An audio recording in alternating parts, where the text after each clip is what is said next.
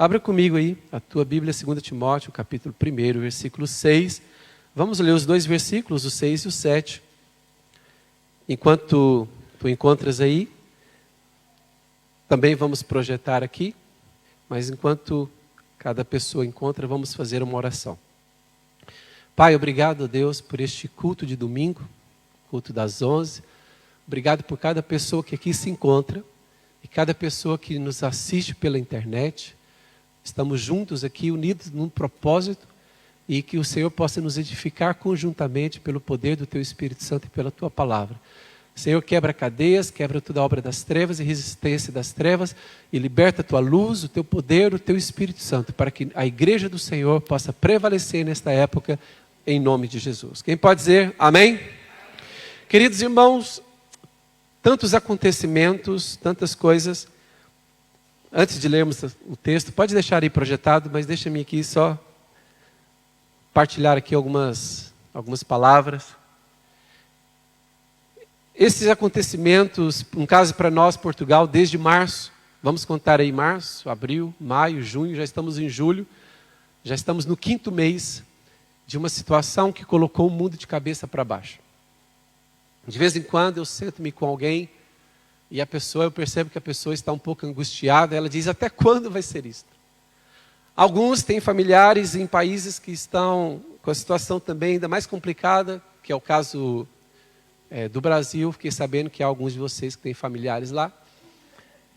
E assim, a gente percebe que há uma preocupação, uma inquietude em relação não só ao que se passa aqui em Portugal, mas o que se passa, um caso no Brasil, Angola, Moçambique e outros lugares onde nós aqui temos igrejas, temos amigos, temos familiares. E é assim, esta situação é uma situação muito, vamos colocar assim, é uma situação que provoca e traz muitas incertezas.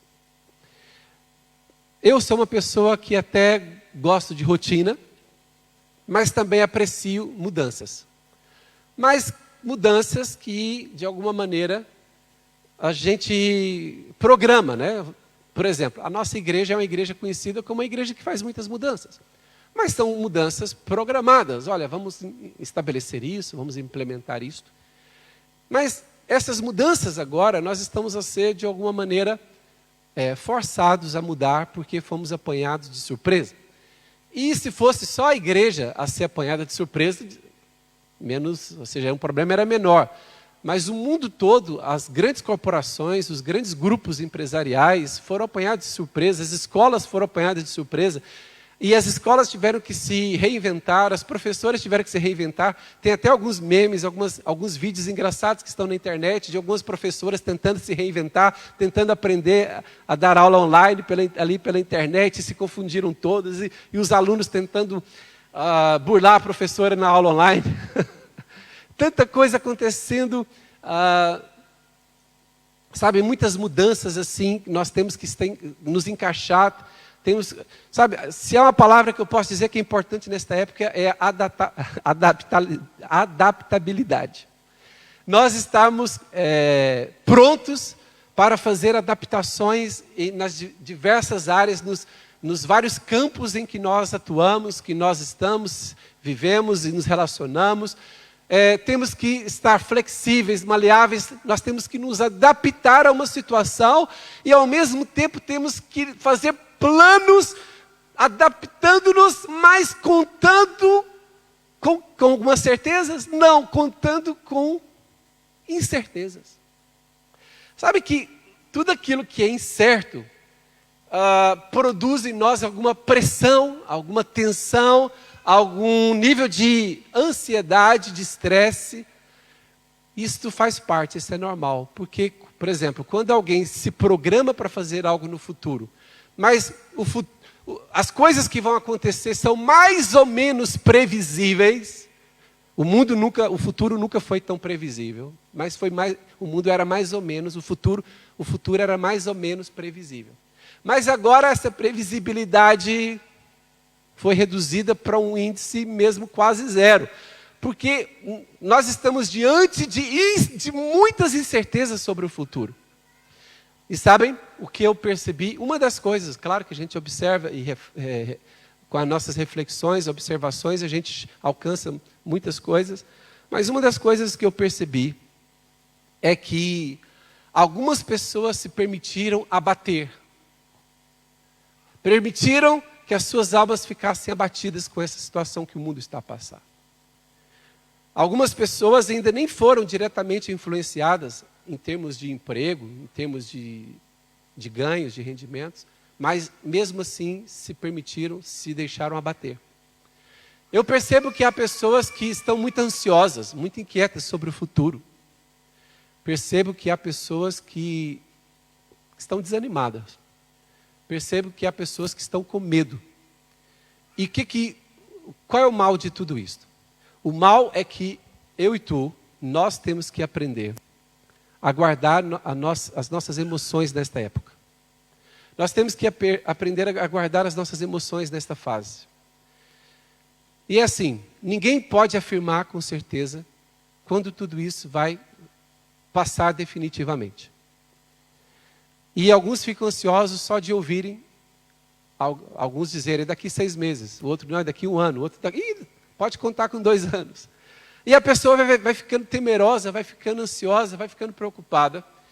E qual é o problema disso? O problema disso é, eu e tu, que somos filhos de Deus, que temos esta fé em nossos corações, nós temos um diferencial. Eu queria te lembrar disso, por favor. Eu e tu temos um diferencial. E esse diferencial tem que vir à tona, tem que aparecer, que é diferente.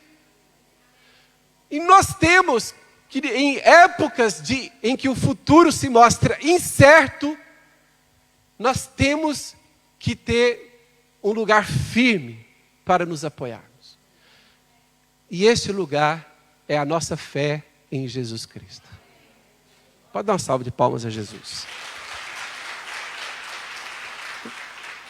Olha, vamos ler então, 2 Timóteo capítulo 1, versículo 6. O apóstolo Paulo, escrevendo ao seu discípulo Timóteo, quando alguém diz assim, Paulo escreveu ao seu discípulo Timóteo, deve ser um jovenzinho ali de 16 anos, não é isso. Estamos a falar de um jovem, sim, mas de um jovem que ele já liderava grandes coisas na obra de Deus. Porque Timóteo também é considerado um apóstolo. É alguém que tem muita influência e lidera muita gente já na obra de Deus. Paulo escreve ao seu discípulo, olha o versículo 6. Por esta razão, pois, te admoesto. Isto é um líder espiritual, é como se fosse um pastor a admoestar o pastor que ele lidera. É um apóstolo que está a admoestar o apóstolo que ele lidera. Por esta razão, pois, te admoesto que reavives o dom de Deus que há em ti pela imposição das minhas mãos, porque Deus não nos tem dado espírito de covardia, mas de poder, de amor e de moderação. Queridos irmãos, vamos entender uma coisa. O apóstolo Paulo vivia numa época, todos nós sabemos, há 2000 anos atrás, em que para ele escrever uma carta esta carta não foi, desculpa aí a brincadeira, mas esta carta não foi enviada por e-mail. Não foi uma mensagem de WhatsApp. Irmãos, enviar cartas naquela época era algo complicado. O apóstolo Paulo, veja bem, ele fez algumas viagens missionárias, plantou várias igrejas, formou discípulos, formou novos apóstolos, estabeleceu bispos sobre as igrejas que ele havia plantado. E Paulo tinha um cuidado, uma preocupação com cada pastor, com cada bispo, com cada igreja. E Paulo, de tempos em tempos, enquanto ele orava, ele sentia, eu devo escrever uma carta a algum pastor que eu formei, eu tenho que escrever uma carta a alguma igreja que eu plantei. Mas para além de receber instruções do Espírito Santo, Paulo também recebia notícias e informações que eram relevantes. Quando Paulo escreveu aos Coríntios, Paulo diz que escreveu porque ele teve notícias, alguém informou Paulo sobre problemas que estavam acontecendo na igreja de Corinto, e Paulo por isso escreveu uma carta. Então veja bem, só que ao escrever uma carta, Paulo sabia que aquela carta ia demorar. Tu consegues imaginar como que uma carta naquela época chegava? O caminho que o correio da época tinha que fazer para uma carta chegar numa cidade? Depois, não havia aviso no WhatsApp de que chegou, aviso no WhatsApp, chegou a carta lá para Timóteo. Ele tinha que, depois de muito tempo, saber se a carta chegou a Timóteo e se Timóteo agiu. Mas mesmo assim, ele escrevia as cartas, e graças a Deus, porque ele as escreveu, e hoje faz parte da nossa Bíblia, amém? Ou seja, as cartas que nós temos no Novo Testamento, são cartas que mostram o funcionamento da vida da igreja, dos discípulos de Jesus, do povo de Deus, dos apóstolos, dos bispos.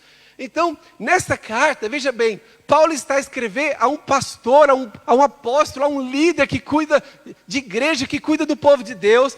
E o que Paulo percebeu que tinha acontecido com Timóteo? Os acontecimentos, a maneira que as pessoas estavam a tratá-lo, os acontecimentos daquela região, tinham feito o quê? Tinha feito com que Timóteo não estava a dar o melhor dele mesmo, o melhor de si. E Paulo diz assim, verso 6, versículo 6, volta ao 6, por favor. Diz assim, por esta razão, pois te admoesto, diga-se, te admoesto. É uma exortação, admoestar é exortar. Quando que nós exortamos? Quando nós queremos chacoalhar alguém, mexer com alguém. Tu precisa acordar, Timóteo. Eu te admoesto que reavives o dom de Deus que está em ti. O que é o dom de Deus que está em ti? É a unção de Deus. É o plano de Deus que tu carregas. Ouça-me bem, é o plano de Deus que uma pessoa carrega, é o dom de Deus na vida dela. Sabe que há pessoas as pessoas têm diferentes dons da parte de Deus. Olha, o dom aqui não é necessariamente um dos 9 dons do Espírito. Pode ser um dos dons, pode incluir os 9 dons do Espírito, mas o dom aqui é mais profundo do que isso. O dom é o plano de Deus para aquela pessoa. O dom é o potencial, o propósito de Deus para aquele homem, no caso para Timóteo. É assim, irmãos, todas as pessoas têm um potencial natural. O que é o potencial de cada pessoa? O que é um potencial? É até onde ela consegue ir. É até onde ela pode ir. Até o lugar que ela pode alcançar. Até o que ela pode conquistar. Deixa eu tentar aqui ilustrar isso. Imagina comigo um elástico. Qual é o potencial de um elástico? É o quanto tu consegues esticá-lo e ele não arrebentar. Esse é o potencial. Qual é o potencial de uma corrente? Imagina, uma corrente que vai puxar um carro. Qual é o potencial de uma corrente? Depende do quê? Do material que ela é feita, do diâmetro dos anéis. Então, por exemplo, alguém diz assim, qual é o potencial, quem faz obras, quem trabalha em construção, qual é o potencial desse cabo de aço? Alguém vai dizer, o potencial ele pode sustentar uma estrutura que tenha no máximo, por exemplo, suporta no máximo 5.000 quilos. 5 toneladas, um cabo de aço. Estou dando um exemplo. Então, qual é o potencial daquele cabo de aço? 5 toneladas. Aí vamos falar assim, olha, nós vamos pendurar essas colunas aqui da igreja. Aí eu compro um cabo de aço que o potencial é 5.000 quilos. Vocês acham que é razoável? Não, isso aqui nunca vai ter. Quantos quilos tem uma coluna? Qual cabo de aço que eu vou comprar? Um que suporta o quê? Uns 100 quilos? Não sei. Porque é só um exemplo, uma ilustração. Mas agora é o seguinte, agora não. Vamos colocar um cabo de aço que vai sustentar um mezanino, uma estrutura. Onde vão estar pessoas, vão estar coisas pesadas. Aí qual o potencial que a gente precisa daquele cabo de aço? Veja bem, o potencial é onde algo pode atingir, pode alcançar. Então, fique claro aqui, por favor. Veja bem, no plano natural, no âmbito natural, cada um de nós temos um potencial que tem que ser despertado. Algumas pessoas têm potencial para música, outras têm potencial para ensino, outras têm potencial para vendas, outros têm potencial, muito tipo de potencial. Só que quando a gente se converte a Cristo, Deus planta, Deus coloca no interior de cada filho de Deus um potencial, um dom. O que é o dom de Deus? O dom de Deus é o encargo de vida que Ele coloca no coração de uma pessoa. É o plano de vida que Deus carrega para uma pessoa carregar durante a sua história aqui na Terra, a sua vida, a sua existência.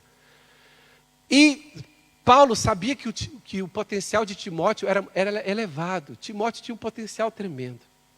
E Paulo tinha muita expectativa em Timóteo porque o potencial dele era tremendo. Ou seja, quanto maior o potencial de uma pessoa, maior expectativa nós criamos naquilo que ela vai realizar, naquilo que ela vai ser, naquilo que ela vai fazer. Sim ou não? É como os pais. Quando os pais veem as crianças, os filhos pequenininhos, imagina, o menino aprende a ler com 2 anos, com 3 anos já faz contas. Aí o pai olha assim, a mãe olha, esses meninos, para todo pai, quase todo pai, o filho com 3 anos é superdotado. Porque ele vê ali o potencial e fala assim, olha, ele tem por onde, olha, ele pode voar. Sabe? Paulo viu o potencial de Timóteo. Mas o que Paulo viu com o passar dos anos? Que acontecimentos, que coisas sufocaram o potencial do jovem Timóteo. E o dom de Deus, o potencial que ele podia explorar, maximizar, diga assim comigo, maximizar o potencial. O que é maximizar o potencial? Imagina que nós vamos medir o potencial das pessoas, vamos fazer, eu criei uma escala aqui agora, fictícia, uma escala de potencial. Digamos que o potencial do dom de Deus na vida de alguém vai de 1 a 10 na escala. E o potencial, ou seja, do Timóteo, vai de 1 a 10, ele consegue chegar nos 10. E Paulo olhou para Timóteo, Timóteo estava onde? No 4. E Paulo ficou indignado. Timóteo, tu tens potencial para ir até os 10, você estás no 4, Timóteo. Aí ele diz, por favor, versículo 6 novamente. O que Timóteo diz? Porque Paulo diz, te admoesto que reavives o dom de Deus que está em ti. Por que Paulo usou o verbo reavivar? Porque estava o quê? Morto. Agora aqui é a notícia que eu trago aqui para vocês, para todos nós. Eu percebi que esta situação, esta pandemia, que no caso de Portugal está a afetar aqui desde março, eu percebi que esses acontecimentos provocaram em algumas pessoas o abafar do dom de Deus na vida delas. Elas se perderam nessa situação. Algumas pessoas se perderam nesse momento. As dúvidas sobre o futuro, as incertezas sobre a vida, as preocupações com a vida financeira, material, as preocupações com a saúde, as preocupações com os familiares. Eu percebi que algumas pessoas foram influenciadas e não guardaram as suas emoções, e não guardaram os corações em Deus neste momento. Mas por que eu estou a falar aqui nessa mensagem? Porque ainda há tempo de fazer o que Paulo fez com Timóteo, eu estou a fazer aqui com cada um de nós, com todos nós. Por esta razão, pois, te admoesto, que reavives o dom de Deus que é em ti. Queridos irmãos, esta situação que o mundo está a passar não pode matar o propósito de Deus na tua vida. Esta situação não pode matar os teus sonhos. Esta situação não pode te roubar a esperança desta vida. Esta situação não pode roubar a tua alegria de viver e de servir e de ser bênção na vida de outras pessoas. Há pessoas que o potencial delas está reduzido agora. Elas só pensam, e agora? E o que vai acontecer de mim? Sabem? Olha o versículo 7. Vamos ver o versículo 7. Porque Deus não nos tem dado espírito de covardia, mas de poder, de amor e de moderação. Paulo estava a escrever para quem? Me lembra aí? Paulo estava a escrever para quem? Timóteo era o quê? Um grande homem de Deus, um apóstolo. O que Paulo disse para ele? Que Paulo estava a exortá-lo, porque Timóteo, mesmo sendo um grande homem de Deus, se deixou intimidar pelos acontecimentos. Até Paulo, no momento ali, fala com Timóteo, não deixe que ninguém despreze a tua mocidade, porque Timóteo era um líder muito jovem, e algumas pessoas mais de idade desprezavam a liderança de Timóteo, por ele ser mais jovem. Aí Paulo fala, não permita que ninguém despreze a tua mocidade. Aí Paulo exorta Timóteo em vários aspectos. E é o seguinte, mas resumindo, o que Paulo descobriu? Timóteo não está a fluir no seu dom por completo. Timóteo não está a maximizar o seu potencial. E Paulo descobre e identifica o problema. Qual é o problema? espírito de covardia. Irmãos, por favor, preste atenção aqui. Ah, pastor, isso não tem em mim não. Olha, tinha no apóstolo Timóteo. Tu és melhor que Timóteo? É assim. Será que Timóteo passou problemas tão grandes?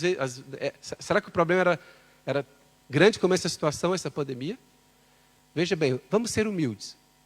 Se aqueles acontecimentos daquela época abalaram Timóteo e Paulo teve que exortá-lo, acordá-lo, será que nós não temos que ser despertados e acordados nesse momento?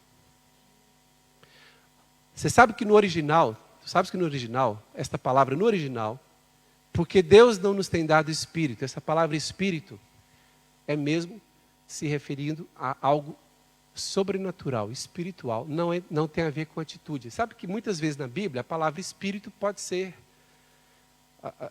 equivalente à atitude. Olha, a pessoa teve um bom espírito. O que é um bom espírito? Uma boa atitude. Mas não é o caso. Por favor, isso não é o caso. Paulo não disse, Timóteo, tu precisas mudar a tua atitude. Paulo não estava a falar de atitude. Talvez, se fosse uma questão de atitude, presta atenção aqui, por favor. Talvez, se o problema hoje for uma questão de atitude, às vezes um coach ajuda. Olha, eu vou fazer 3 sessões com o coach, e o coach vai me ajudar a sair desta situação que eu estou a ter uma atitude incorreta. Pode ajudar, o coach pode ajudar sim, não temos problema nenhum com o coach. Mas nós estamos aqui hoje num culto de uma igreja, domingo. E eu não estou a falar aqui de coisas que um coach pode ajudar. Estou a falar porque a palavra no original, espírito de covardia, se refere a algo do mundo espiritual mesmo, sobrenatural. Mas Timóteo não era um homem de Deus? Timóteo não era um servo de Deus?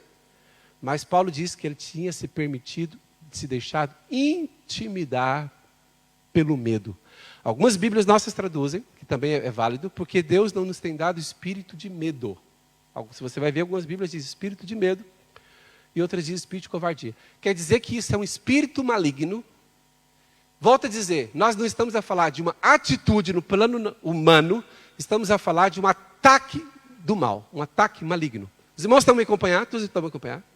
Então, quando nós vamos ler agora, eu queria que tu entendesse, quando Paulo diz, Timóteo, Deus não te deu espírito de medo.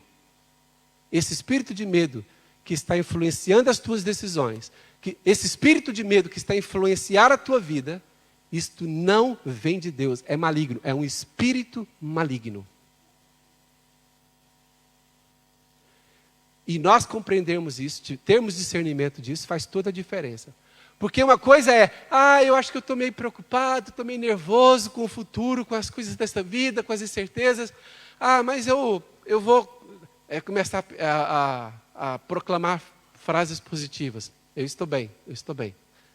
Eu vou melhorar. Vai tudo ficar bem. Isso não vai resolver. Porque Paulo estava a dizer que Timóteo estava debaixo de uma intimidação espiritual, um ataque maligno. E eu queria, essa minha mensagem para todos que estão aqui presentes, vocês aqui embaixo, vocês aí na galeria, e vocês que estão assistindo online, cada um de vocês. Eu queria que tu pudesses agora refletir se não há algo espiritual a bloquear o teu desenvolvimento em Deus, se não há algo espiritual a bloquear a tua chamada ministerial, o teu propósito em Deus, e que tu permitisse de alguma maneira que esses acontecimentos te bloqueassem, te intimidassem. Há cristãos que estão intimidados, não conseguem levantar a mão. Há cristãos que não conseguem evangelizar, há cristãos que não conseguem falar de Deus. Um pastor americano, eu ouvi o testemunho esta semana de um pastor americano que ele contou um testemunho. Um pastor conhecido lá nos Estados Unidos. Pastor jovem. Presta atenção nessa história, por favor. Ele contou o seguinte, que ele gostou de uma jovem da igreja, se casou com a jovem, e o irmão dele, de sangue, casou-se com a irmã daquela jovem. Então, ou seja, ficou tudo em família ali. Então, a irmã da esposa dele era cunhada dele, sim ou não? Mas cunhada 2 vezes, dupla cunhada. Por que ela era cunhada? Porque era irmã da esposa, mas era cunhada porque era esposa. Todos entenderam ou ficou confuso? seja, cunhada 2 vezes, dupla cunhada. E eles todos servindo a Deus, na obra de Deus, na igreja. E a cunhada dele descobriu que estava com cancro. Todos eles aí na faixa de 30 anos de idade. Mais ou menos 30 anos. E o que a igreja fez? A igreja levantou uma campanha de oração para que a esposa do irmão dele fosse curada de cancro. A igreja criou um relógio de oração e as pessoas todas iam na igreja cumprindo aquele relógio de oração, orando pela cura daquela jovem. Passados alguns meses, a jovem veio a falecer. E ele diz, ele conta no testemunho dele, que ele diz que quando ele orava, ele sabia que Deus ia curar a cunhada dele. E todo mundo dizia que ela ia ser curada. Inesperadamente, aquela mulher morre. E ele disse que aquilo trouxe um abatimento sobre a igreja. Trouxe uma tristeza sobre a igreja. A igreja ficou toda triste, pesada com aquela situação, porque toda a gente estava a contar com a cura daquela mulher. E ele olha para a esposa dele, ou seja, a esposa dele está triste porque morreu a irmã. Ele olha para o irmão dele está triste porque morreu a esposa. E ele era pastor ali, e ele disse que quando ele foi pregar, ele foi falar, ele disse que ele percebeu que a igreja estava debaixo de um abatimento, de uma tristeza e de dúvidas. E ele percebeu que o inimigo aproveitou aquele acontecimento para lançar um espírito de intimidação no coração e na mente das pessoas da igreja. De maneira que as pessoas da igreja já não tinham fé em Deus, nem para fazer uma oração sobre outras áreas, porque quando elas iam orar, elas pensavam, mas nós oramos por aquela pessoa e ela morreu. E as pessoas ficaram intimidadas e ele percebeu, ele teve que orar contra isso, ele teve que fazer uma guerra espiritual contra aquilo, porque o inimigo se aproveitou daquele acontecimento para lançar um espírito. Volta lá, por favor, 2 Timóteo 1,7. Um espírito de medo, um espírito de covardia, é um espírito de intimidação. O que é intimidação proveniente do inimigo? É um ataque espiritual que faz com que tu não tenhas mais força para orar. A pessoa fica sem força para dar louvor a Deus e adoração e gratidão. Deus, obrigado por tudo que tu estás a fazer. A pessoa fica perdida no mundo espiritual. Ela fica sem chão. Ela fica sem chão no mundo espiritual. Ela fica confusa. E a confusão era, como nós oramos e Deus não curou? Aí a pessoa começa a ter questionamentos de fé. Agora é o seguinte, vamos colocar uma coisa aqui. Nós sabemos que sempre quando há um problema, o que a Bíblia nos ensina? Que nós devemos orar por aquilo, sim ou não? Os irmãos estão aqui? Quando temos alguma situação, temos que fazer o quê? Orar. Mas quem aqui, por favor, quem aqui já orou por alguma coisa importante e ficou frustrado porque aquilo não aconteceu? Fala a verdade. Tu perdeste a fé? Mas no momento veio dúvidas, não veio? Incertezas, confusões. Mas eu quero dizer, Deus é tão bom que nestas situações, quando nós repreendemos o espírito de intimidação, Deus usa inclusivamente essas situações para elevar o nível da nossa fé. Minha salva de palmas a Jesus. Deus quer elevar o nível da nossa fé. Naquela situação, o que aquele pastor fez? Ele começou a ensinar a igreja sobre amar a Deus e confiar em Deus, independente daquilo. Olha o seguinte, irmãos, nós não vamos parar de orar pelas pessoas, porque nós oramos por alguma e não aconteceu, mas nós vamos orar por outras que vai acontecer um milagre na vida delas. Quem pode dizer amém?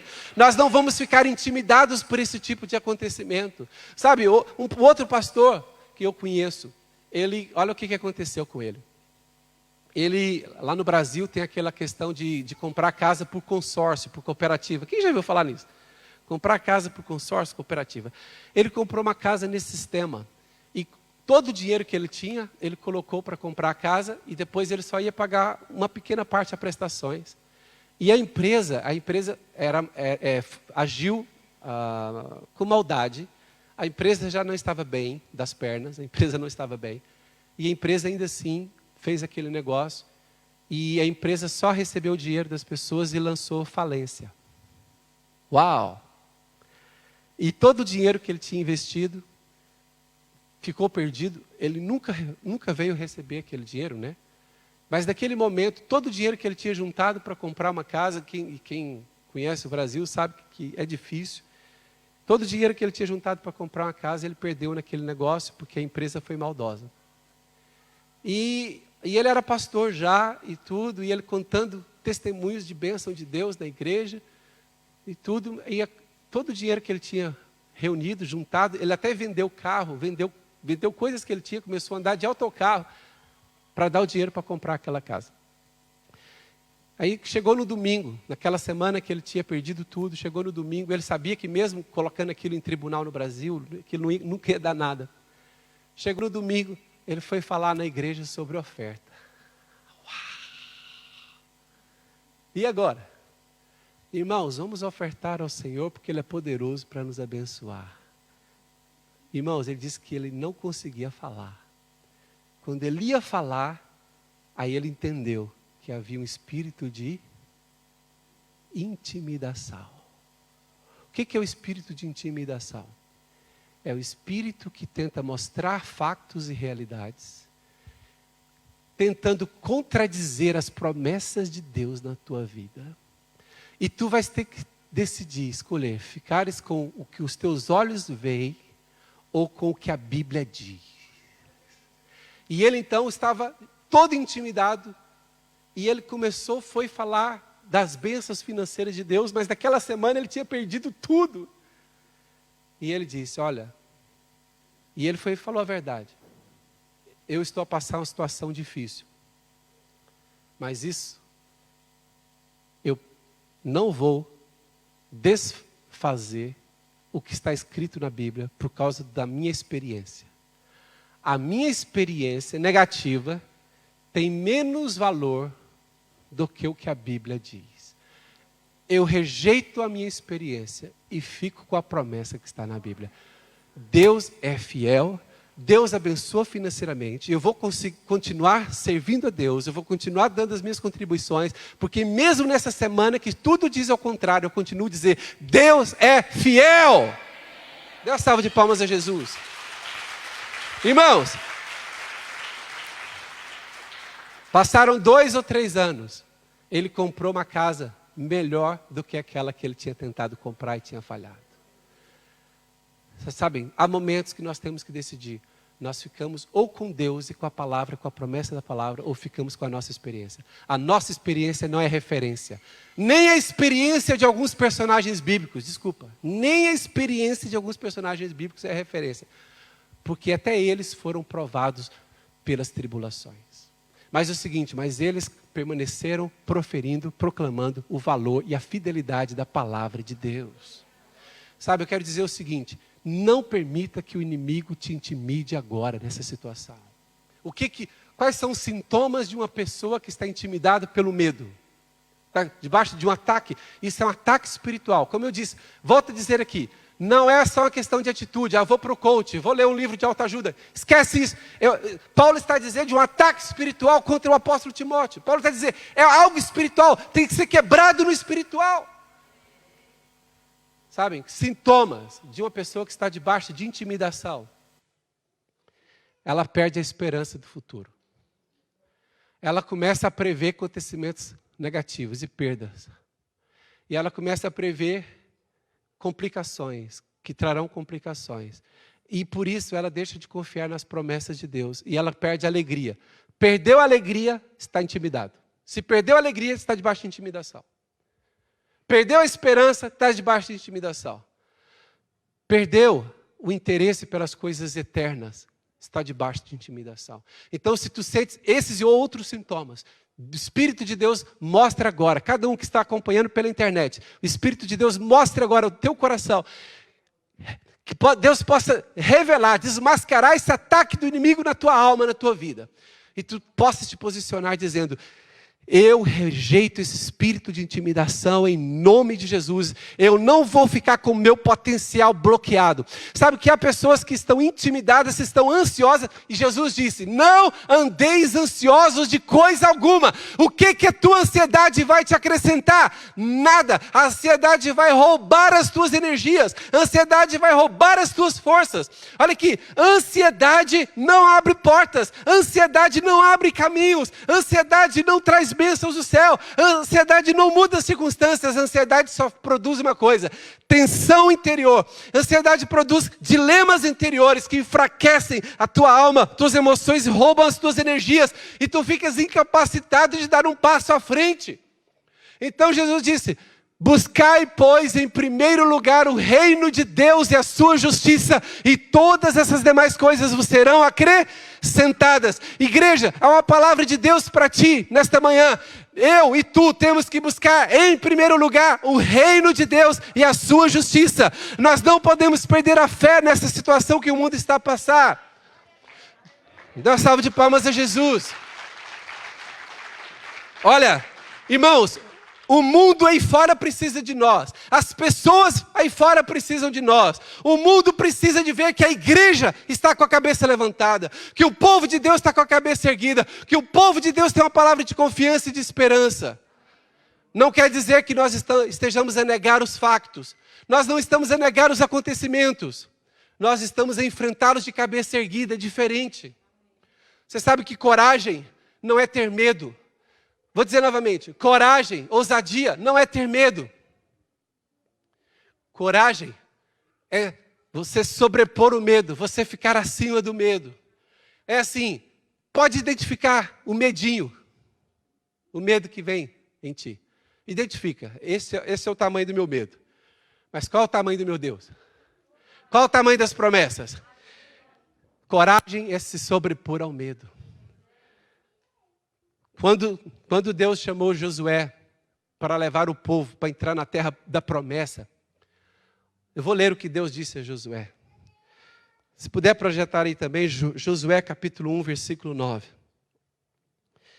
Josué capítulo 1, versículo 9. O desafio para Josué era tremendo. Josué tinha que conduzir uma geração de hebreus para entrarem na terra da promessa de Canaã, onde ali havia muitos inimigos, a quantidade de inimigos era enorme. Mas olha o que Deus diz a Josué: não te mandei eu, tu não estás debaixo de uma palavra minha, tu não estás debaixo de um comissionamento meu, não te mandei eu, ser forte e corajoso. Diga assim comigo, ser forte e corajoso. Não temas, nem te espantes, porque o Senhor teu Deus é contigo por onde quer que andares. Vamos profetizar isso nessa situação que o mundo está a passar? Vamos profetizar em nome de Jesus? Vamos dizer juntos, vamos dizer, olha o que Deus diz, não te mandei eu. Ser forte e corajoso. Não temas, nem te espantes, porque o Senhor,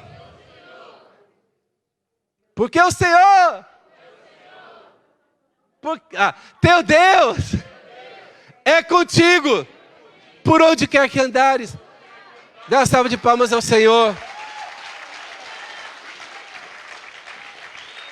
Irmãos, quando Josué foi conquistar Canaã, cada cidade ali com um exército que se levantava contra ele, se o medinho aparecesse, ele se lembrava da palavra de Deus.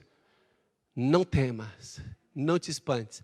Sobrepõe-te ao medo, posiciona-te para a vitória. Coloca o tema da mensagem, posiciona-te para a vitória. Deus está nos chamando para nós nos posicionarmos para a vitória. Pastor, mas alguns vão dizer que essa vitória é só daqui 6 meses ou 1 ano. Olha, se essa vitória for daqui 1 ano, eu não sei. Eu sei que eu só vou ter essa vitória daqui 1 ano se eu estiver bem agora. Se eu estiver bem amanhã, se eu estiver bem depois. Não, eu não estou aqui iludir ninguém. Vamos nos posicionar que a vitória é mês que vem. Não é isso que eu estou dizendo. Eu estou dizendo o povo de Deus tem capacidade de sofrer. Vou dizer novamente. O povo de Deus tem capacidade de sofrer. Porque ele sofre com uma palavra de Deus no coração. Pastor, mas se for só daqui 1 ano que a vitória for grande, que Deus te dê forças para viver esse ano. Não de cabisbaixo, não desanimado, porque se for assim, os que se posicionarem daqui a um ano vão estar com a vitória na mão. Mas o que ficou cabisbaixo vai ficar como? Eu desisti antes, aquele lá pegou a vitória mesmo. Se eu tivesse ouvido. Sabe, eu quero dizer o seguinte, Deus nos dá capacidade de passar por tempos como este. E a cada dia nós nos posicionamos para a vitória. Mas a vitória amanhã, pode ser depois de amanhã, pode ser daqui a um mês, pode ser daqui a 6 meses. Mas a nossa atitude o diabo não vai nos intimidar. Versículo 7, coloca lá novamente, 2 Timóteo 1,7. O que diz? 2 Timóteo 1,7. Por que Paulo disse a Timóteo que ele deveria reavivar o dom de Deus, o propósito de Deus, o encargo de Deus na vida dele? Por que Deus disse que ele tinha que reavivar? Por quê? Versículo 7. 2 Timóteo 1,7. Por que Timóteo tinha que reavivar a chamada de Deus, o dom de Deus na vida dele? Por quê, irmãos? Porque Deus não nos tem dado espírito de covardia, mas Deus tem nos dado espírito de quê? Diga assim, eu tenho algo sobrenatural de Deus. Diz, eu tenho poder sobrenatural. Olha, se o espírito de covardia, se o espírito de medo é algo espiritual, sobrenatural, o espírito de poder é sobrenatural. Diga assim, eu tenho espírito de poder, eu tenho espírito de amor e tenho espírito de moderação. Deixa eu me dizer aqui uma coisa. Eu estou a ver pessoas que antes da pandemia estavam empolgadas em liderar na casa de Deus. Faziam parte ou queriam fazer parte de um ministério. Lideravam ou queriam liderar um grupo de vida. Queriam fazer fundamentos da fé, queriam servir no impacto. Algumas pessoas, sabe qual é o sintoma de que tu estás debaixo de uma intimidação do inimigo? Tu perdeste essa vontade. Não vou lá servir no impacto. Não. Eu não vou fazer fundamentos da fé mais não com aquela pessoa. Queriam que eu liderasse um grupo. Não, nesse momento eu não vou liderar não. Queria que eu fizesse parte do ministério. Não, vou dar um tempo para isso. Quando a pessoa, olha aqui, eu dou graças a Deus, porque tem gente que não está com a vida fácil não. Mas chegaram aqui na igreja depois da quarentena e disseram, conta comigo, eu quero servir no ministério. Mas há pessoas que têm um potencial tremendo, como o de Timóteo. Diz, não, eu vou esperar tudo passar. Esperar tudo passar. Quando tudo isso passar, eu vou me candidatar aqui para o ministério da igreja. Quando é que tudo vai passar? Isso é espírito de covardia. Sabe o que é espírito de covardia? Deixa eu assistir para ver o que vai dar.